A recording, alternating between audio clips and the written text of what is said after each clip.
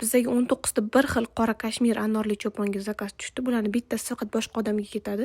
19 ta bir xil kashmirni hamma ham bir kun ichida tayyorlab bera olmaydi. Va biz ertalab buyurtma olgan bo'lsak, уже obedga tayyorlab chiqazib kerak. Shu taxlayotgan pokovka qotgan jarayonida soat 4 edi. Уже soat 6 gacha pochtaga berib yuborishim kerak. Chunki ularga ertaga уже yetib borish kerak edi. Hammasini bittalab tekshirib chiqazdim. Chunki ular bayramga kelamiz deyishdi. Ishonib buyurtma berishganligi uchun hammasini tez va chiroyli qilishga harakat qildik. Hammasini bittalab tekshirib, detallargacha upakovka qildik. Chunki bu yo'lga ketayotganligi va biz o'zimizdan tekshirib keyin dastavkaga chiqazib yuboramiz, что klientga hech qanaqa brak bo'lib bormasligi uchun.